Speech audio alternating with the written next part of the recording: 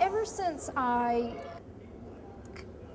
started bringing peak oil into my consciousness and awareness, I just don't look at the world the same way. And so everything I look out at is kind of skewed, or very skewed. I find that I don't view the world the same way as my other friends would. I don't look at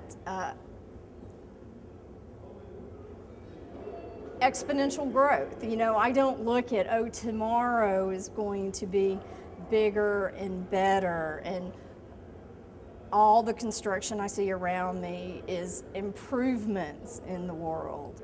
And I just don't think the majority of people just don't walk around and think like that. The main thing is people just don't want to hear it.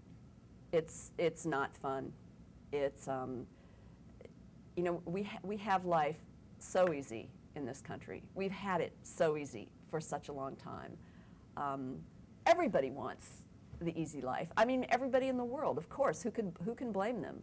Everybody would like their life to be as easy as it is for so many Americans. Not all, but so many. Nobody wants to say, okay, I have to give that up now. So is it disbelief? No. I think people know, but they don't want to hear it.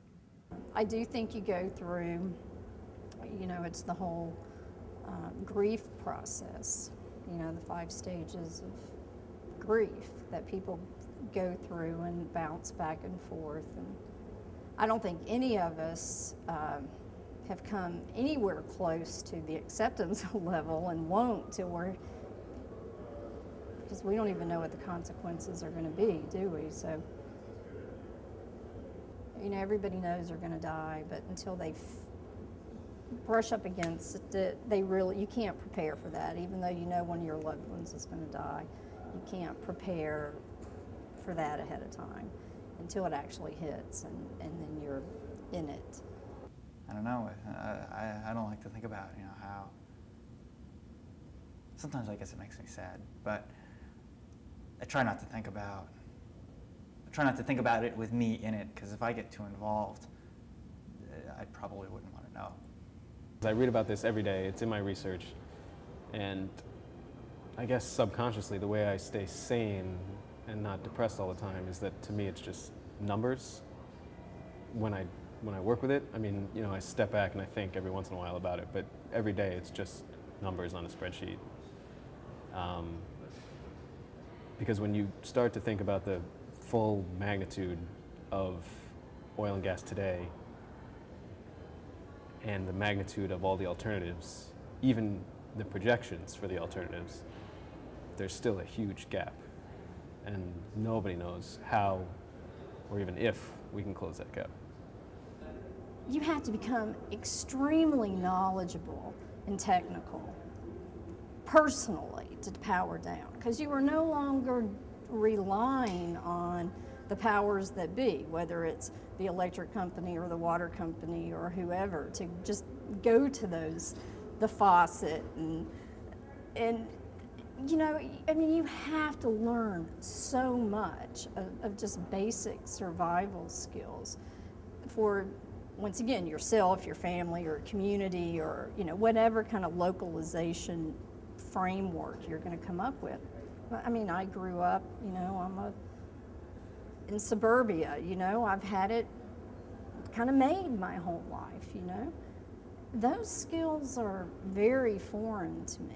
If you don't understand chemistry, you don't understand physics, you don't really understand a lot of like the natural laws in order to manipulate them to develop little low-tech systems to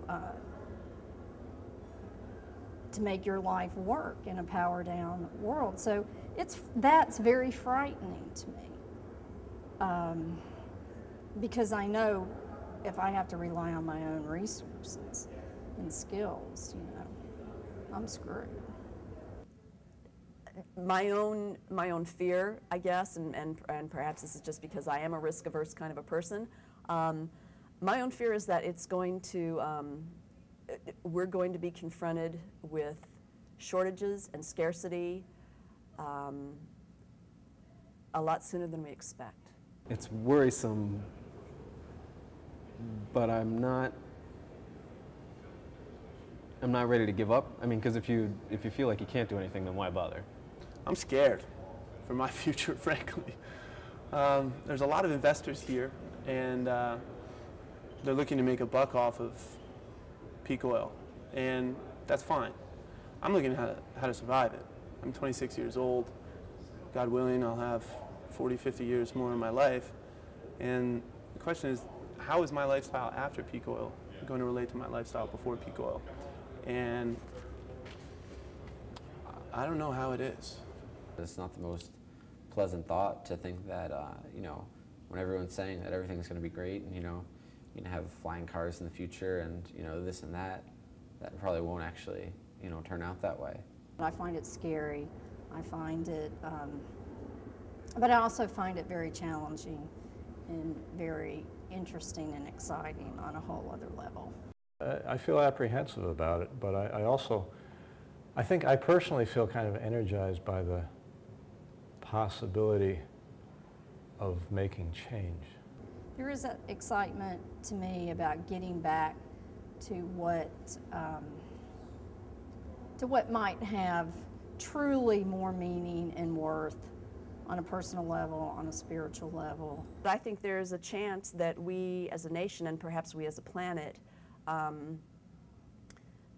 we may end up being the better after we come out on the other end of this. But I think one of the biggest things for me is that, you know, progress hasn't always made people happier. And just because there's, you know, not going to be technological progress or not technological process in the, you know, in the way we want, doesn't mean that people are going to be less happy.